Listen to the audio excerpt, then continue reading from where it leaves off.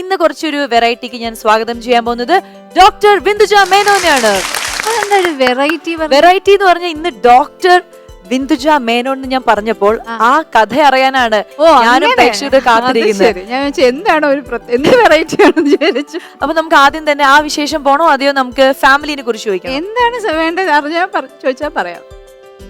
ഇത്ര വലിയ ഈശ്വര ആദ്യം നമുക്ക് ഫാമിലിയെ കുറിച്ച് ചോദിക്കാം. അതായത് നിങ്ങളൊരു കലാകുടുംബമാണ്. അപ്പോ അമ്മയെ കുറിച്ചിട്ടും നിങ്ങളുടെ ഫാമിലിയെ കുറിച്ചും എല്ലാം ഒന്ന് പറയും. ഞാൻ എപ്പോഴും കൂടുതൽ സംസാരിക്കുക അമ്മയെ കുറിച്ചാണ്. ബിക്കോസ് എൻ്റെ ഗുരുവുമാണ്, എൻ്റെ ഡാൻസ് ടീച്ചറാണ് എൻ്റെ അമ്മ. അപ്പൊ അതുകൊണ്ട് എപ്പോഴും ഗുരുവിന് ഉള്ള സ്ഥാനം എന്നുള്ള രീതിയിൽ എപ്പോഴും അമ്മയെ കുറിച്ചാണ് കൂടുതൽ സംസാരിക്കുക. അമ്മയുടെ പേര് കലാമണ്ഡലം വിമല മേനൻ. അപ്പോ അച്ഛൻ KP വിശ്വനാഥ മേനൻ, അച്ഛൻ വള്ളത്തോൾ കുടുംബത്തിലെ അംഗമാണ്. പിന്നെ ഉള്ളത് എന്താ പറയാ, എന്റെ ഹസ്ബൻഡ് എന്ന് പറയുന്നത് രാജേഷ് എന്നാണ് പേര്. രാജേഷ് പാടും. പിന്നെ മോള് ജനിച്ചപ്പോ അഫ്കോഴ്സ് ഒരു ഡാൻസർ എന്ന നിലയിൽ എന്റെ മനസ്സിലുണ്ടായിരുന്നു ഒരു പെൺകുട്ടി ആയാൽ ഭഗവാനെ അനുഗ്രഹം എന്ന് വിചാരിച്ച് ഒരു എന്താ പറയുക ഒരു ആഗ്രഹം ഉണ്ടായിരുന്നു. എനിക്ക് പറയാൻ പറ്റില്ല. അപ്പൊ അവള് ജനിച്ചു മകളായിട്ട്. അപ്പം ലക്കിലി നേഹയ്ക്ക് ഡാൻസിനോടും പാട്ടിനോടും കുറച്ച് വരയ്ക്കും നന്നായിട്ട്. ആർക്കിടെക്ചറാണ് അവൾ എടുത്തിരിക്കുന്നത്. അപ്പൊ വരയോടും ഒക്കെ ഒരു താല്പര്യമുള്ള ഒരു വ്യക്തിയാണ്. അപ്പൊ അത് തീർച്ചയായിട്ടും വേറൊരു മഹാഭാഗ്യം ഉണ്ടായിരുന്നത് അമ്മ, ഞാന്, നേഹ മൂന്നുപേരും കൂടെ ചേർന്ന് കഴിഞ്ഞ കൊറോണ തുടങ്ങുന്നതിന് തൊട്ട് മുമ്പായിട്ട് ഒരു 2 സ്റ്റേജ് ഞങ്ങൾക്ക് 3 പേർക്കും പെർഫോം ചെയ്യാൻ 3 പേരും കൂടെ.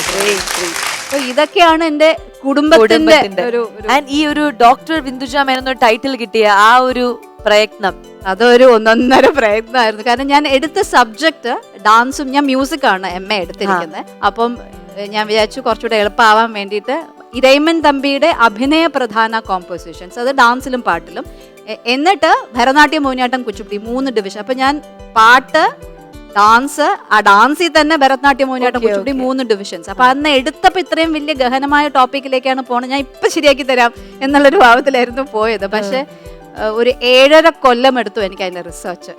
അതൊരു ഹ്യൂജ് ടാസ്ക് ആയിരുന്നു. നമുക്ക് ഒരുപാട് ഡേറ്റ കളക്ഷൻസ് ഉണ്ടായിരുന്നില്ല. പല ലൈബ്രറീസിലും ഞാൻ വിചാരിച്ച ടോപ്പിക്സ് ഒന്നും ഉണ്ടായിരുന്നില്ല.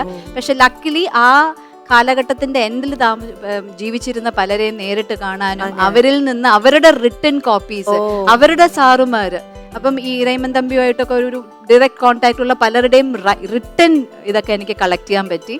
അതൊരു വലിയ നമുക്ക് നമ്മളെ കംപ്ലീറ്റ്ലി ഡിവോട്ട് ചെയ്തിട്ട് ഒരു കാര്യം ചെയ്യുമ്പോൾ ഉണ്ടാവുന്ന ഒരു സന്തോഷം ഉണ്ടല്ലോ. അപ്പൊ അത് 7.5 കൊല്ലം മധുരൈ കാമരാജ് യൂണിവേഴ്സിറ്റി ഒന്നും മാറ്റി വെച്ചില്ല, ഇതിന്റെ എല്ലാത്തിന്റെയും കൂടെയാണ് ചെയ്തത്. അത് ശരി. അപ്പൊ ആഫ്റ്റർ മാരേജ് ഒക്കെ ആയിരിക്കില്ലേ? അതെ അതെ അതെ. ഇപ്പൊ ഒരു 3.5 കൊല്ലമായിട്ടുള്ളൂ.